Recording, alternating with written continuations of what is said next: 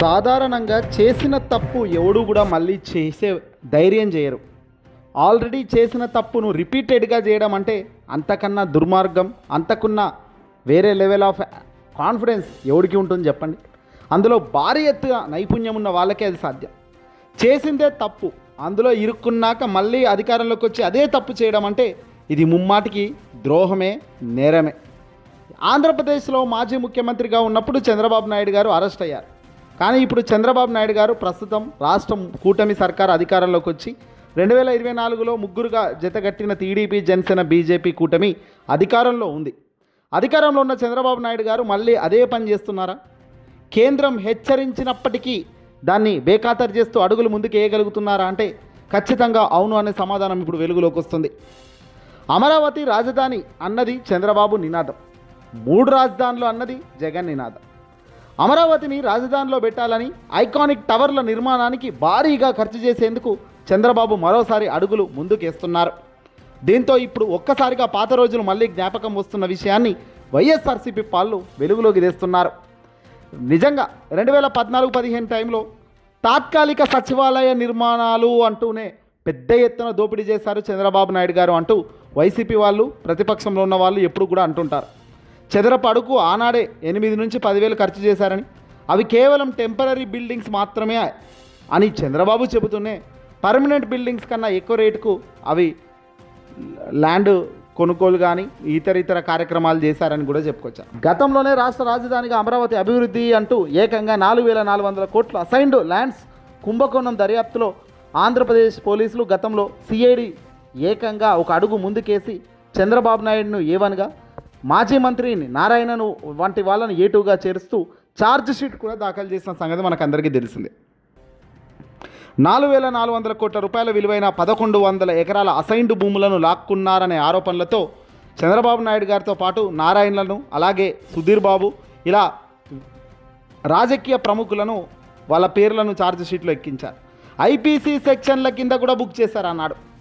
ఏకంగా నిందితులపై మోపబడిన అభియోగాలతో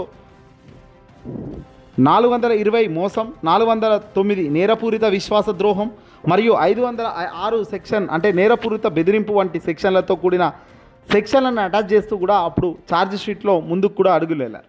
తప్పుడు రికార్డులను రూపొందించడం, ప్రేరేపించడం, నేరపూరిత కుట్ర మరియు షెడ్యూల్డ్ కులాల మరియు షెడ్యూల్డ్ దౌర్జన్యాల నివారణ చట్టంను ఉల్లంఘిస్తూ అడుగులు వేశారని కూడా ఆనాడు చెప్పుకొచ్చారు.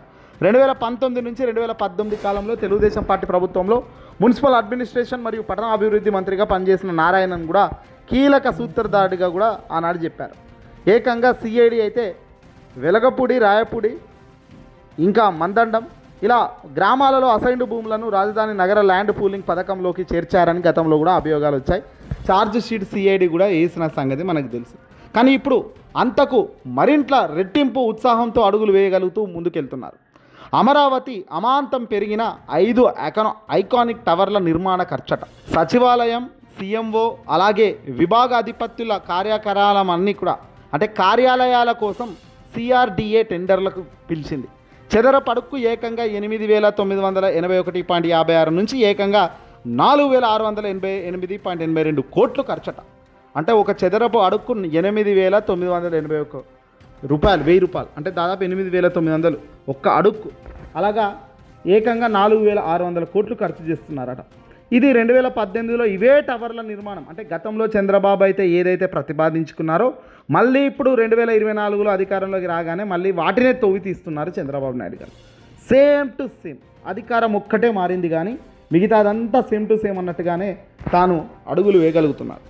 ఇదే ఐకానిక్ టవర్ల నిర్మాణం పనులను 2018 ఏప్రిల్ 26న చదరపు అడుగుకు 4,350 చొప్పున అంటే 2,271.14 కోట్లకు కాంట్రాక్టర్లకు అప్పగిస్తూ ఆనాడు టీడీపీ సర్కార్ ఒప్పందం చేసుకుంది. అయితే ఇప్పుడు దాంతో పోల్చుకుంటే సిమెంట్, స్టీల్ రేటు, నిర్మాణ సామాగ్రి, ఇంధన ధరల్లో పెద్దగా మార్పు లేదు. పోనీ నిర్మాణ పద్ధతి ఏమైనా మారిందా? అది లేదు. కానీ ఖర్చు మాత్రం డబల్ చేసేశారు. 4,688 కోట్లకు దీన్ని తీసుకుపోయారు. గతంలో అయ్యేది 2,200కే, కానీ ఇప్పుడు 4,600కు డబల్ చేశారు.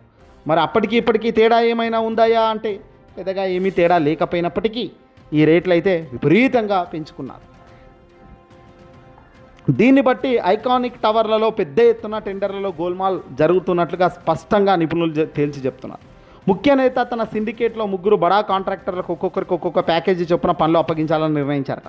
కాంట్రాక్టు విలువలో 10% మొబిలైజేషన్ అడ్వాన్స్గా ముట్టజెప్పి అందులో 8% తొలి విడత కమిషన్గా రాబట్టుకొని ఆ తర్వాత ప్రతి బిల్లులోనూ పెంచిన అంచనాన్ని ఖర్చును కమిషన్ రూపంలో రాబట్టుకోవడానికి ఎత్తులు వేస్తున్నట్టుగా విశ్వసనీయ సమాచారం అందుతుంది. ఇక తాత్కాలిక సచివాలయ నిర్మాణ పనులను 2015లో చదరపు అడుగుకు 3,350 చొప్పున కాంట్రాక్టర్లకు అప్పగించి ఆ తర్వాత ఈ డిజైన్లలో మార్చి పని స్వభావం మారిందని సాకులు చెప్తూ 19,183 చొప్పున పెంచేశారు. 3,350 రూపాయలు ఎక్కడ ఒక అడుక్కు, ఇప్పుడు 19,000 చిల్లర ఎక్కడ? ఈ లెక్కన ఐకానిక్ టవర్ల నిర్మాణం పూర్తయ్యేసరికి అంచనా ఖర్చు ఇంకెంత పెరుగుతుందో చెప్పే పరిస్థితి కూడా లేదు. ఇలా అడుగడుగున మళ్ళీ చంద్రబాబు నాయుడు గారు అమరావతి పేరు చూపుతూ తన దోపిడీకి లైన్లు ఓపెన్ చేసుకొని అడుగులు ముందుకు వేయగలుగుతున్నారు. అంచనాలు పెంచేస్తున్నారు. ఈ టవర్లు కడుతున్నాం, ఆ టవర్లు కడుతున్నాం, పెద్ద పెద్ద టవర్ల రూపురేఖలను మార్చేస్తున్నాము అని చెప్తూ గతంలో 2017-18 కాలంలో ఏ డిజైన్లు అయితే రూపొందించుకొని ఏ డిజైన్లకు పర్మిషన్లు తెచ్చుకొని రెడీగా పెట్టుకున్నారో వాటికి రేటు మాత్రం ఈరోజు 4 రెట్లు, 6 రెట్లు, 10 రెట్లు పెంచేసుకొని దానికి వాళ్ళకు కావాల్సిన టెండర్లకు అప్పచెప్తూ పోతున్నారు. సో ఇవన్నీ కూడా రాబోయే కాలంలో మళ్ళీ ఉచ్చు బిగిస్తుందని కేంద్రం కూడా అలర్ట్ చేస్తుంది. చంద్రబాబు నాయుడు గారు ఇలాగే మీరు చేస్తూ పోతే మళ్ళీ అధికారం మారిన రోజున ఖచ్చితంగా మీరు మళ్ళీ జైలుకు పోయే పరిస్థితి వస్తుందండి.